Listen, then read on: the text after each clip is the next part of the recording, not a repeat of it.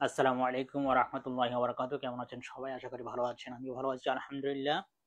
যে যেখান থেকে আমার ভিডিও সেশনটি দেখছেন সবাইকে জানাচ্ছি আন্তরিক শুভেচ্ছা ও অভিনন্দন। কৃতজ্ঞতা জানাচ্ছি মহান আল্লাহ পাক রব্বুল আলামিনের প্রতি, যিনি আমাকে সুস্থ রেখেছেন। সৃষ্টির সেরা জীব আশরাফুল মাখলুকাত হিসেবে সৃষ্টি করেছেন। কৃতজ্ঞতা জানাচ্ছি। লাখো করে দুরূদ ও সালাম আমাদের প্রিয় নবী হযরত মুহাম্মদ সাল্লাল্লাহু আলাইহি ওয়াসাল্লামের প্রতি। আরো কৃতজ্ঞতা জ্ঞাপন করছি আমি আমার পিতামাতার প্রতি, যারা আমাকে জন্ম দিয়ে পৃথিবীর এত সুন্দর আলো বাতাস দেখার সুযোগ করে দিয়েছেন।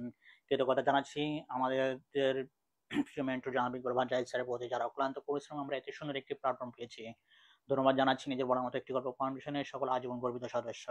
কথা বলা জয়তা কাটানোর ভিডিও সেশন নিয়ে আমি আপনাদের সাথে আছি গাজী মোহাম্মদ উজ্জ্বল, বেস নাম্বার 29, রেজিস্ট্রেশন নাম্বার 1,62,791, নিজ জেলা ইলিশের বাড়ি চাঁদপুর, থানা হাজীগঞ্জ, বর্তমান অবস্থান মালয়েশিয়াতে।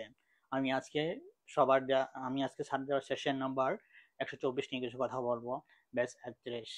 আপনি কি খুব সহজে মানুষের সাথে কথা বলতে পারেন? হ্যাঁ, বিজনেস বা চাকরি করতে এটা লাগবে।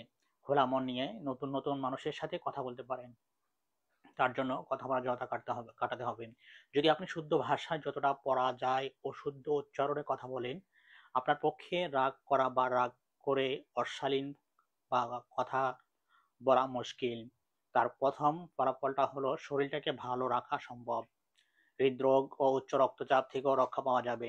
কারো সাথে সম্পর্কের অবনতি হবার সম্ভাবনা কম থাকবে। আপনি সুন্দর করে কথা বলতে পারেন, তাই পরিবার ও বন্ধু বান্ধব আপনার কথা মনোযোগ দিয়ে শুনবে ও আপনাকেও গুরুত্ব দেবে। কথা বলতে গেলে যেটা জানা দরকার তা হলো কোথায় থামতে হবে এবং কখন থামতে হবে। অল্প কথা গুছিয়ে সুন্দর করে বলাই হচ্ছে স্মার্টনেস। প্রথম আপনার আশেপাশের মানুষ এটা নিয়ে একটু হাসাহাসি করবে।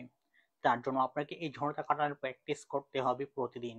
প্রথমেই টানা 30 দিন করুন, তারপর এটা আপনার আয়ত্তে চলে আসবে আস্তে আস্তে। ইকবাল বাজার যা ইচ্ছা সাধারণ থেকে অসাধারণ হয়ে ওঠার গল্প, এন্টারপ্রেনারশিপ, নিজের বলার মতো একটি গল্প ফাউন্ডেশন।